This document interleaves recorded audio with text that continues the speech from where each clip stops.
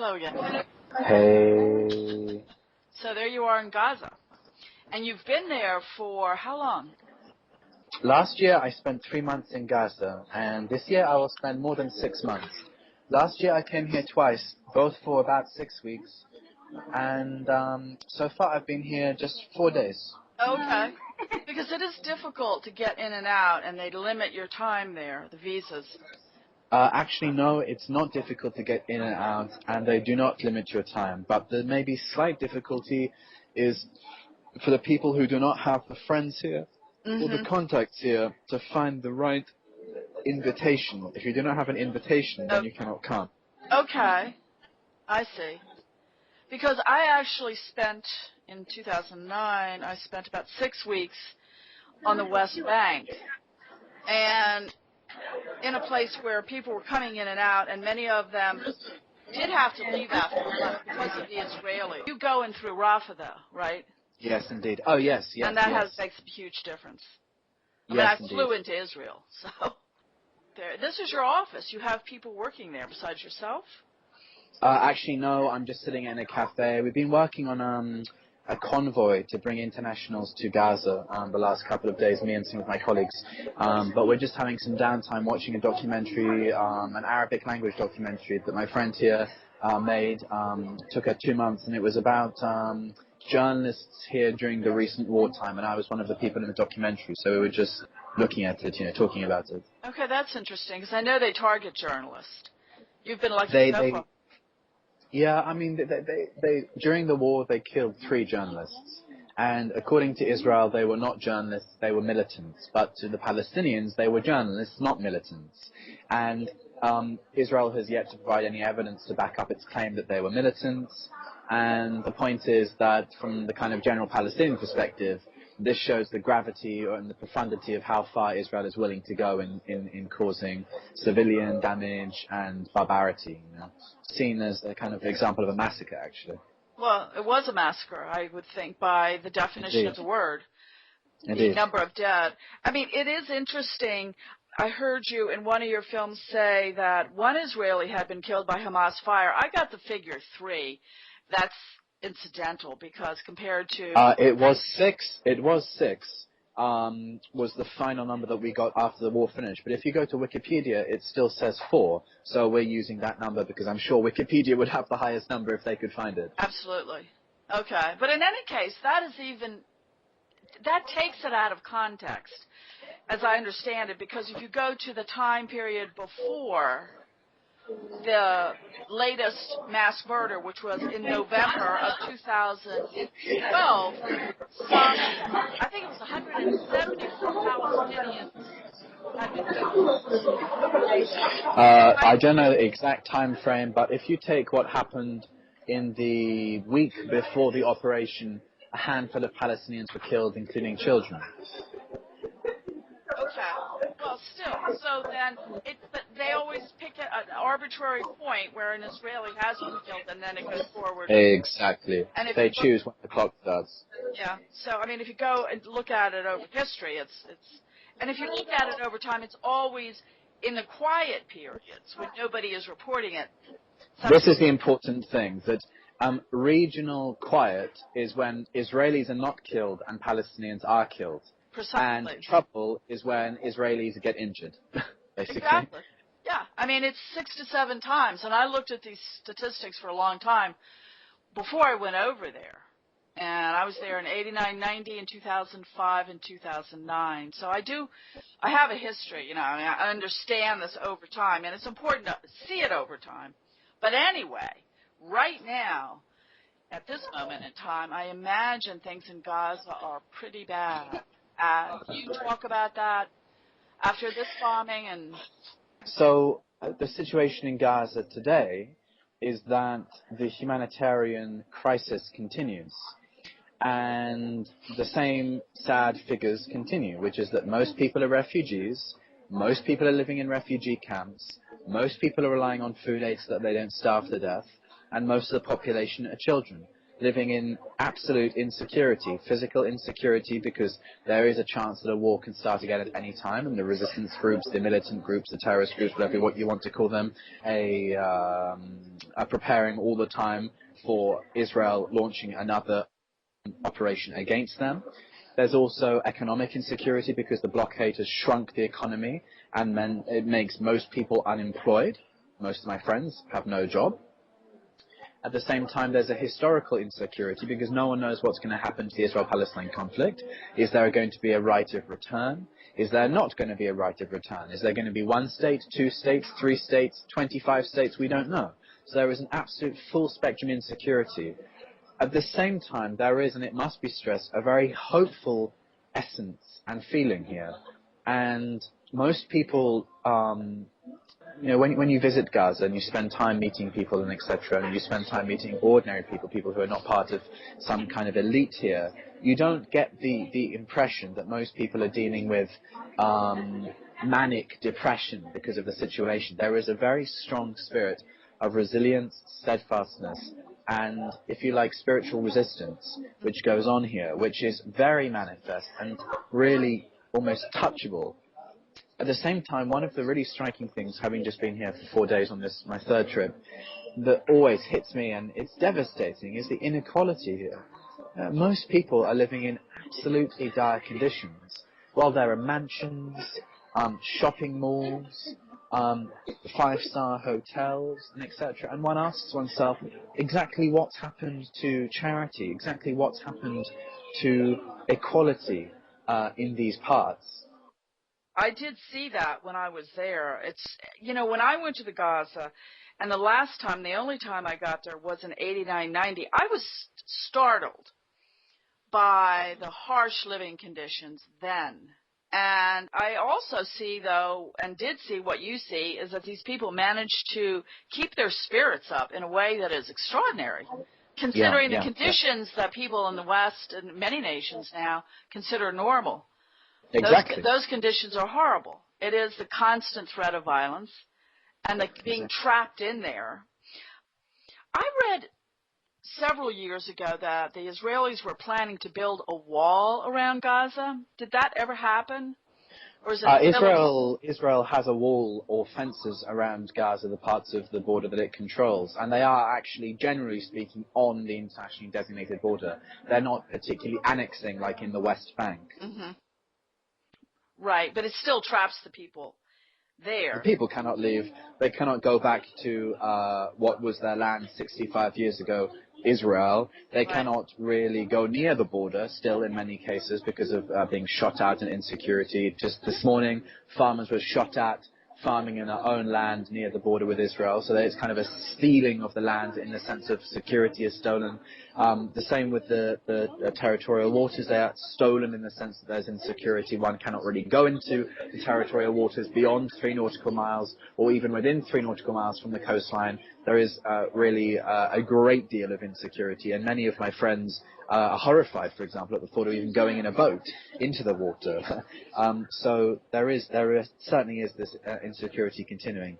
Right. Now, I remember one of the stories that came out of there was of a family that went to the beach and were killed. I think most of the family, except one daughter was killed.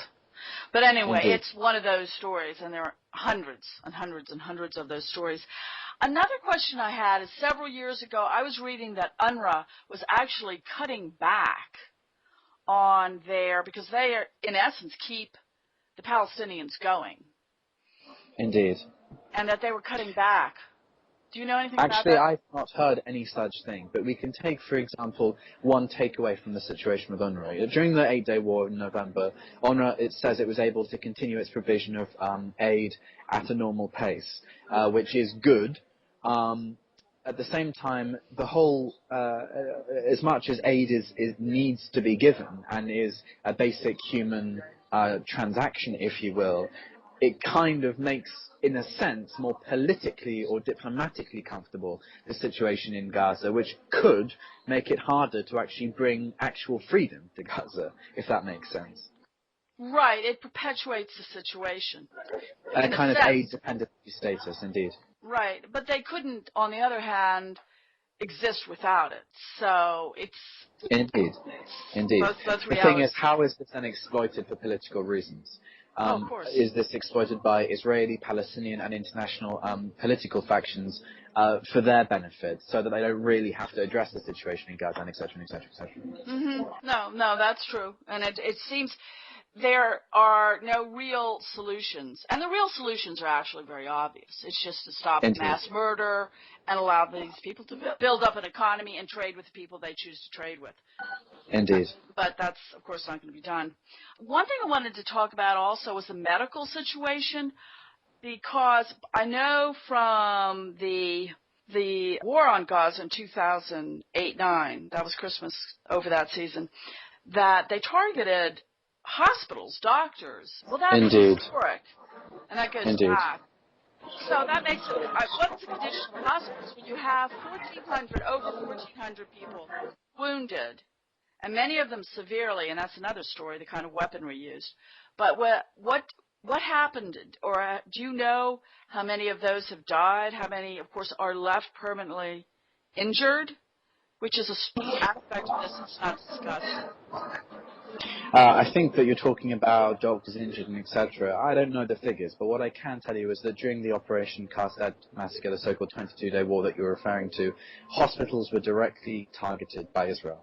Hospitals were directly targeted. In the recent 8-day war, there were 1 or 2 instances where hospitals were directly targeted. And so there has been, if you like, an improvement. I mean, the situation is that Operation Castad was so lunatic and so barbaric, so beyond the pale that it was almost not real. You know, you almost couldn't have dreamed of something so much of a massacre. Yeah, and it received so much international condemnation.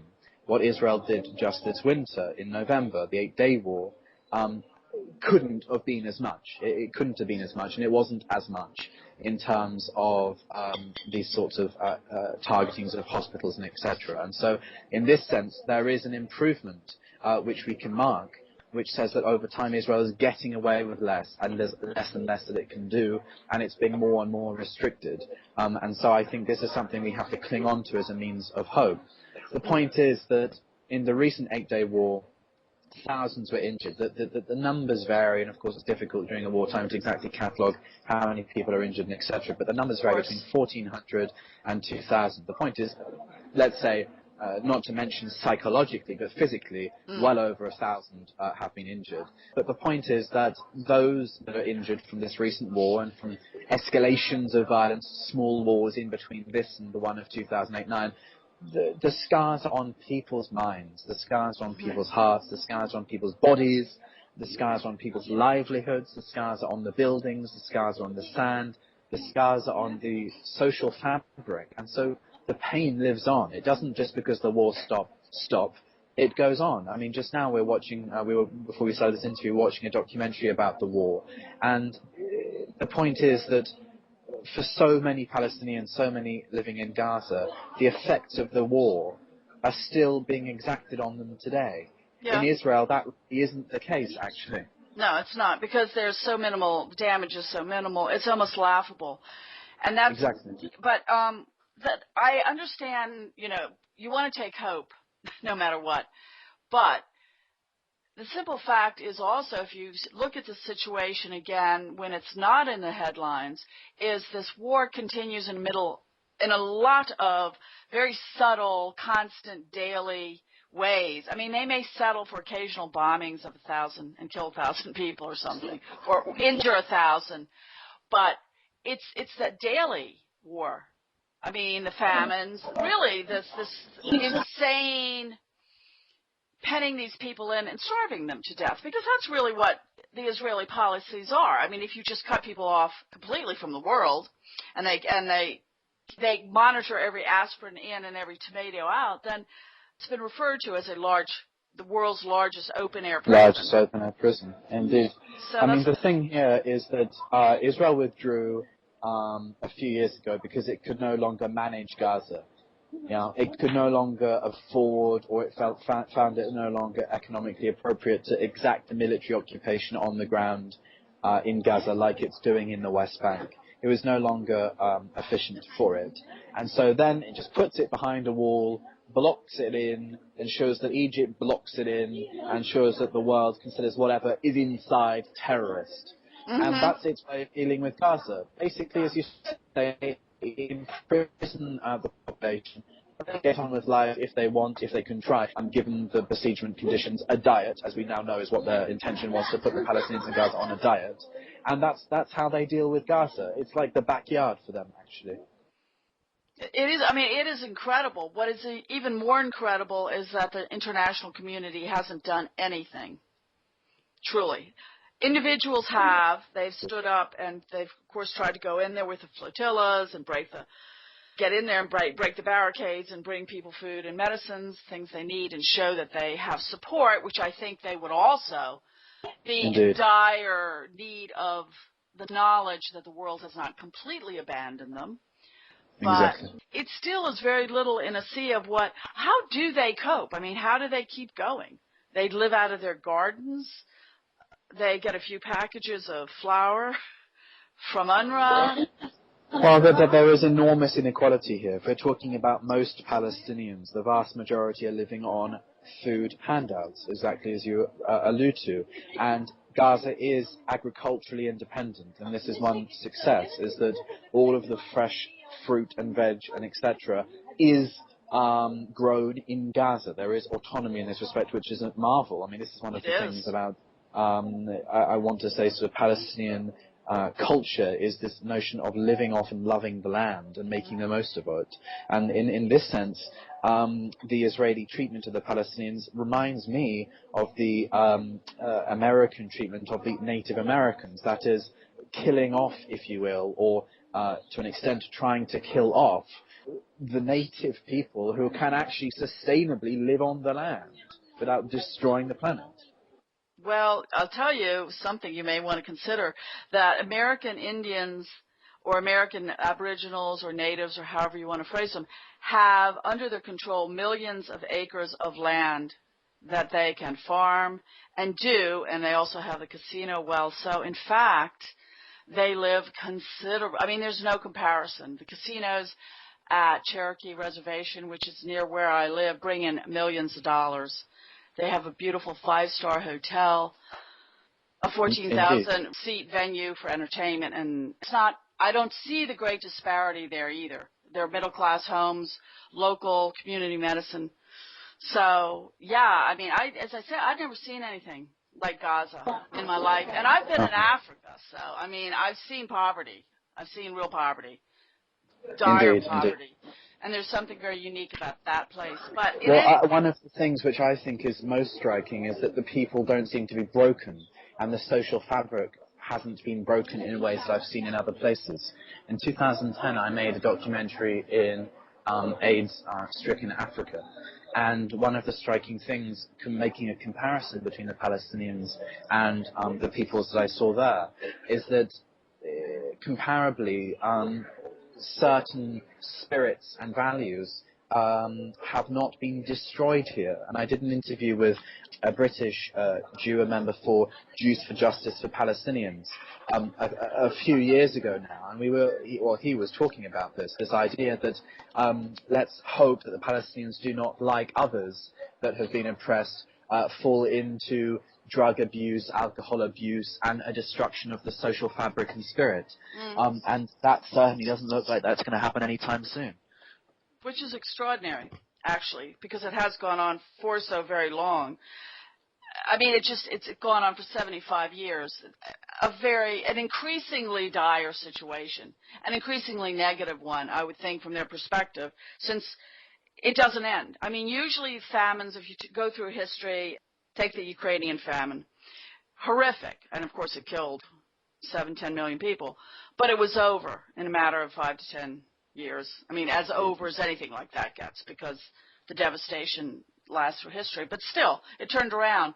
And what is incredible there, that the situation perpetuates itself. Do you see anything in the leadership in Gaza? I mean, they're really up against the world.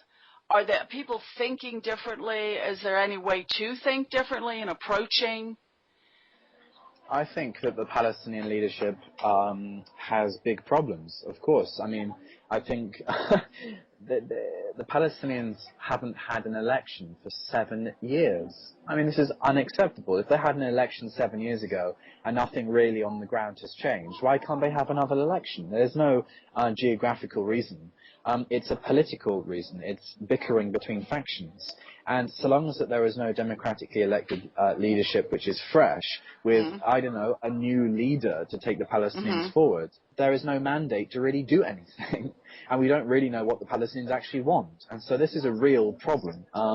And it's a kind of stale politics. And people here in Gaza talk about this notion of distrust of politicians now at one level, being widespread. And I think that's obviously understandable. So I see, looking at it with a more cynical or critical eye, that the Palestinian representations are not doing a good job, because their number one priority should be that they're getting another mandate. They're actually got some legitimacy, and they've been there for 7 years. They're basically sitting on the throne, and they don't have a mandate to do so anymore, actually. They don't. Well, the last time, though, that they did vote, they voted for Hamas, and they got the censure of the entire planet. So exactly. Has that got... I mean, do you think Hamas personally can provide leadership? I mean, are they as bad as the world insists? And, of course, that's through propaganda. So are they as bad? I mean, they fight back ineffectively.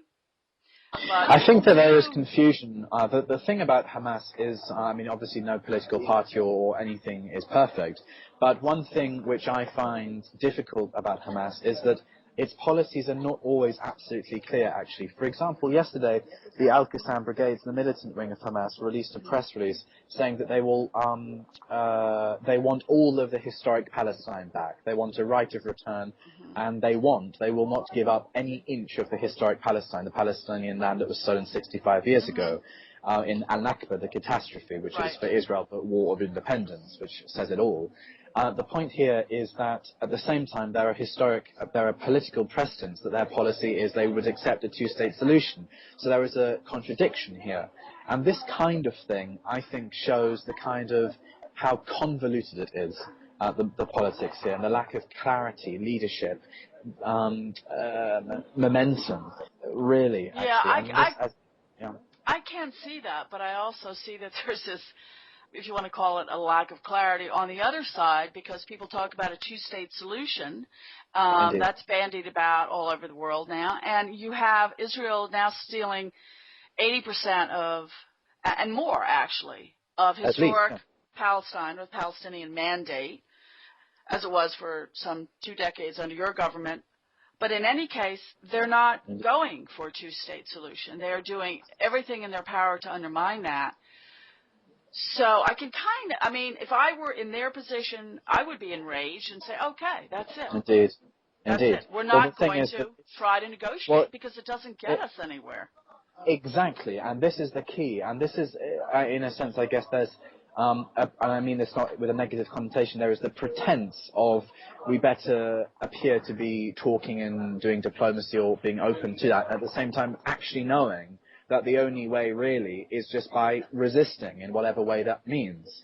And this is, I guess, one of the consequences of being in a helpless or hopeless, certainly helpless position, is that all you can do is resist. You can't really get what you want, so all you do is end up being pushed into the corner of the room and shouting from it, and hoping that someone pays attention and that the power game changes, the power dynamic changes. Yes. And this is why we see this strange politics where they're not actually particularly pushing for anything, but just resisting the Israeli entity. I understand that. I have heard it from Arabs who live outside of that part of the world, and in America, that eventually the game will change. Eventually the power balance shifts, and they wait for that. And I understand that, particularly with the looming war against Iran, which will be a war against Russia. The U.S., if it is drawn in, and Netanyahu is trying very hard to do that, will be devastating for the American nation. Indeed. And that's, I'm guessing, what they're waiting for. That's my personal guess. But anyway. Great. And I appreciate your time, and maybe we'll talk again. We'll do it. Just email Okay. me. I'm available. All right. Very good. Thank you. Take care of yourself, Jenifer. You too. You take care Have of a good day. yourself.